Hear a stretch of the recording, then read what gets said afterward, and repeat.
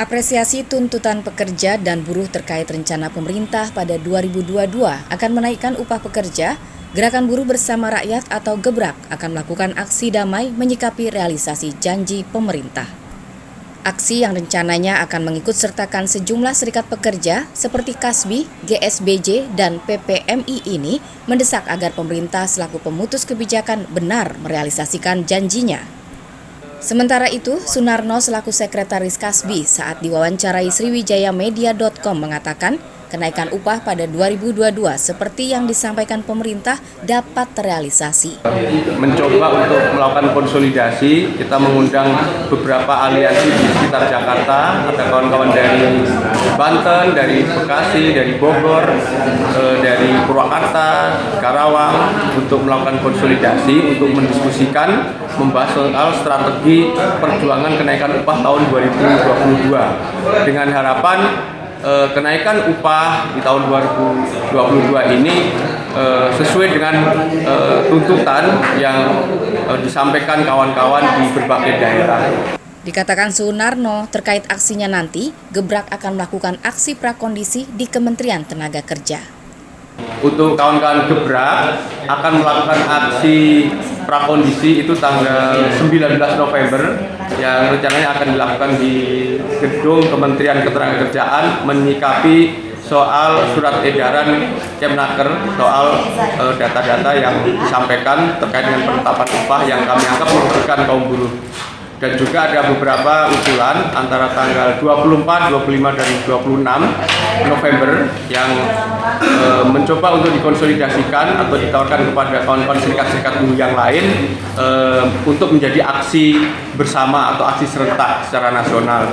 Dan juga kita juga mungkin merespon dari beberapa agenda dari beberapa serikat yang lain yang akan melakukan aksi tanggal 29 dan 30 November juga sebagai aksi serentak yang dilakukan secara nasional juga. Untuk harapan dari buruh dan pekerja dengan menggelar aksi, Sunarno mengatakan agar upah 2022 harus naik secara signifikan.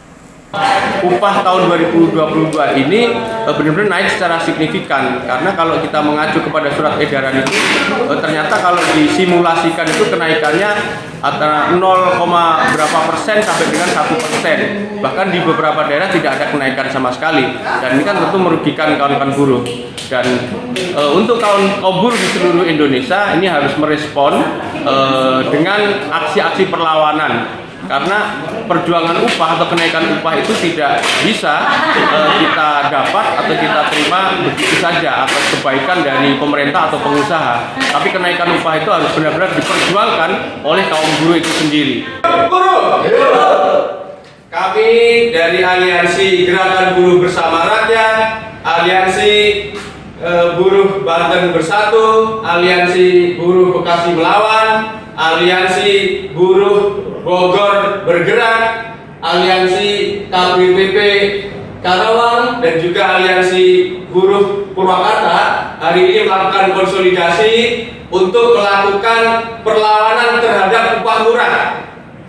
Bahwa terakhir Kementerian Ketenagakerjaan mengeluarkan surat edaran terkait dengan data-data soal upah yang itu jelas sangat merugikan kaum buruh Indonesia.